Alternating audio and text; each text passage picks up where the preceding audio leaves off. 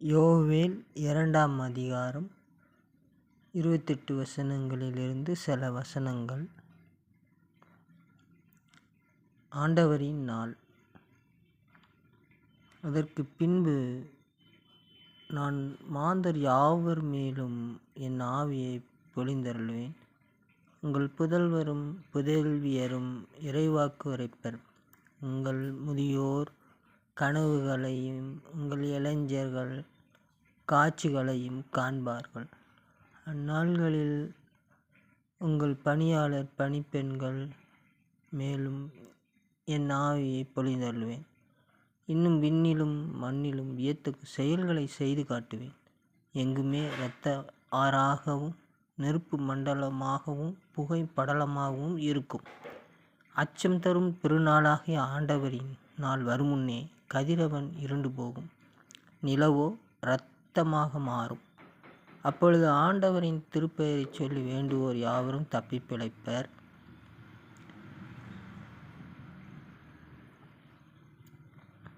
இதில் நாம் கவனிக்கும் பொழுது வானத்திலும் பூமியிலும் சில அடையாளங்கள் காட்டுவதாக சொல்லியிருக்கிறார். இது ஆண்டவரின் நாள் என்று அவர் குறிப்பிட்டிருக்கிறார். உலக முடிவிலே இவ்வாறு இருக்கும் என்று அறிவித்திருக்கிறார். ஆகவே இக்காலகட்டத்திலே ஆண்டவரை நம்பியிருக்கிறவர்கள் மட்டும்தான் தப்பி பிழைப்பார்கள் என்றும் அவர் குறிப்பிட்டிருக்கிறார். மேலும் அந்த காலத்திலே ஆண்டவர் அனுப்பிய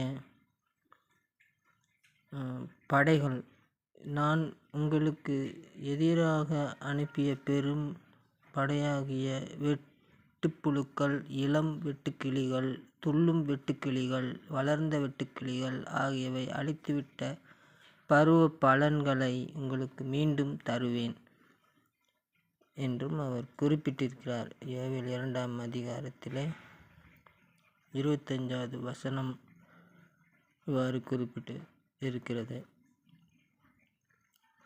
ஆகவே நமக்கு எதிராக வானிலிருந்தோ பூமியிலிருந்தோ எந்த ஒரு படை ஏவப்பட்டாலும் அந்த படைகளை எல்லாம் அவர் துரத்தி விடுவார்.